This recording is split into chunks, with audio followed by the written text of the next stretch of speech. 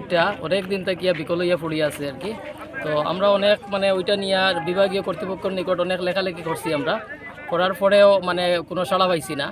আর আগে মানে ওইটা মেরামতি করলেই চলতো, এরপরে মানে ইয়ের কারণে, অবহেলার কারণে এটা বর্তমানে মানে চূড়ান্ত পর্বে গেছে। এটা একদম মানে পুরো নষ্ট হয়ে গেছে। এখন এটার লাগিয়া নতুন করিয়া মানে করতে লাগবে, এটা মেরামতি আর কাজ মানে হইতো না আর কি।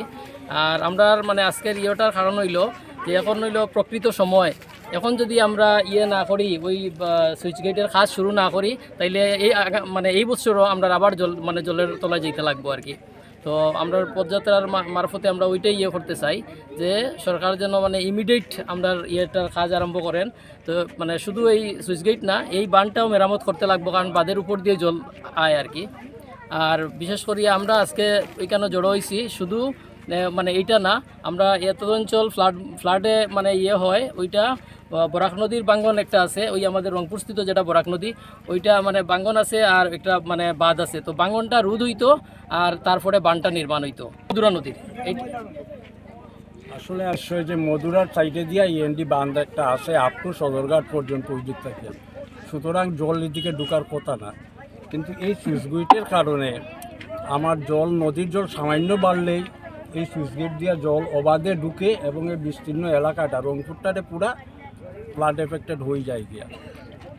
যদি আমরা সমস্ত কাছারবাসীর সঙ্গে জলে ডুবতাম, সেটা আমরা মানিয়ে নিতাম যে হ্যাঁ ফ্লাড হয়েছে, কিন্তু এটা আমার ফ্লাডের লগে সম্পর্ক নাই। নদীর জল সামান্য বাড়লেই এই সুইচগেটের কারণে জলটা ঢুকিয়া এত অঞ্চলটা পুরা বন্যার জলে ডুবে যায় গিয়া।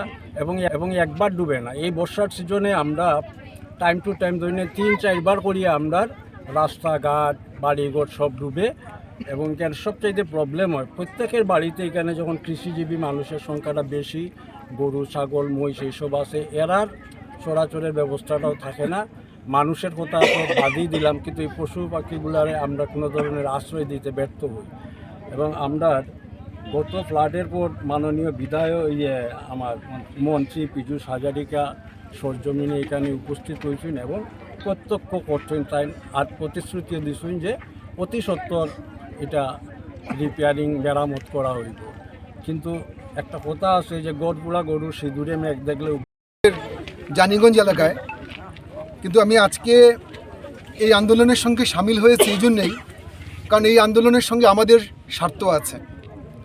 তার কারণটা হলো এই যে মধুরার যেটা প্রবলেম, যেটা বললেন যে বাঁধের যে ব্যাপারটা এবং সুইচ গেটের ব্যাপার, বা ওইদিকে বরাকের ওইদিকে একই অবস্থা, বাঁধের একই অবস্থা। বর্ষার সময় মানুষ বন্যাক্রান্ত হন এবং আমরা দেখেছি যে জাতীয় সড়ক যেটা, এই জাতীয় সড়কও কিন্তু আমরা দেখেছি যে বন্যার জলে ভেসে যায়। এই জাতীয় সড়ক ভেসে যাওয়া মানে আমাদের পক্ষে কিন্তু বিরাট অসুবিধা, কারণ আমাদের উদারবন যেতে লাগে, শালগঙ্গা যেতে লাগে এবং সবচেয়ে বড় কথা যেটা যে আমাদের এয়ারপোর্টে যেতে লাগে। কাজেই এরকম অনেকবারই এরকম ঘটনা ঘটেছে যে এয়ারপোর্টে যাওয়াটা আমাদের জন্য সাংঘাতিকভাবে কষ্টসাধ্য হয়ে পড়েছে। সুতরাং এই আন্দোলনটা যদিও রংপুরবাসী আন্দোলন করছেন, কিন্তু এই আন্দোলনের সঙ্গে শহরবাসীরও কিন্তু একটা সম্পর্ক আছে, শহরবাসীরও কিন্তু একটা স্বার্থ আছে। আর এখানকার যে অবস্থাগুলো আমরা দেখলাম, যে আমাদের খুব দুঃখ লাগে যে আমাদের বিভিন্ন জায়গাতে যে সুইচ গেটগুলোর যে অবস্থা বা বাঁধের যে অবস্থা, এগুলো ঠিক দেখবেন যে ফ্লাড যখন শুরু হয় তখনই হঠাৎ করে সাংঘাতিকভাবে তৎপর হয়ে যায়, কিন্তু তার আগে তৎপর হয় না। আমি এখানে যারা উদ্যোক্তা, আমি ওদের সঙ্গে খবর নিয়ে জেনেছি যারা এখানে উদ্যোগ নিয়েছেন তারা নাগরিক হিসেবেই এসছেন, তার সঙ্গে এখানে অন্য কোনো বিষয় নেই। এবং নাগরিক হিসেবে তারা যে এসছেন, তারা যে উদ্যোগ নিয়েছেন, তারা খুব সময় মতো উদ্যোগ নিয়েছেন। কারণ বন্যার সময় তো অনেকে আন্দোলন করে, আমাদের তো প্রোঅ্যাক্টিভ হতে হবে, ইংরেজিতে যে শব্দটাকে বলা হয় আগাম একটা ব্যবস্থা নেওয়া উচিত। এখনই যদি ব্যবস্থা না নেয় তাহলে তো বন্যার সময় তো আমরা দুই দিক থেকে নদীর মধ্যে গেলাম, একদিকে বরাক একদিকে মধুরা। প্রথম অবস্থা হলো বরাকের কোনো এন্ট্রির সিস্টেম নাই, যা বাঁধ আসিল বা যা আসিল বাঙ্গিয়া সব বরাকে গেছে। মানে নদীতে একটু জলস্ফীতি হইলেই মানে আমরা সম্পূর্ণ রংপুর এলাকা এফেক্টেড। এদিকে মধুরা এদিকে বরাক, মধ্যে আমরা বন্দী।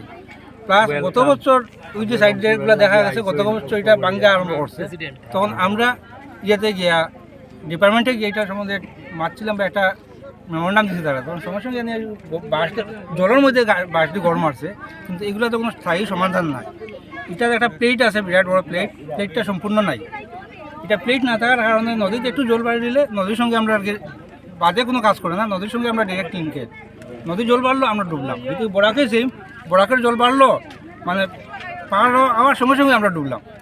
তারপরে হচ্ছে এখানে ড্রেন বানাইছে, যে রাস্তা সাইডে ড্রেনের কোনো জল নিষ্কাশনের কোনো ব্যবস্থা নাই, ড্রেনে জল জমিয়া এগুলো আরও আমরা এফেক্ট করে। ড্রেন তো বানাইছে, বিরাট ড্রেন বানাইছে, বড় ড্রেন বানাইছে, কিন্তু জল নিষ্কাশনের কোনো ব্যবস্থা নাই।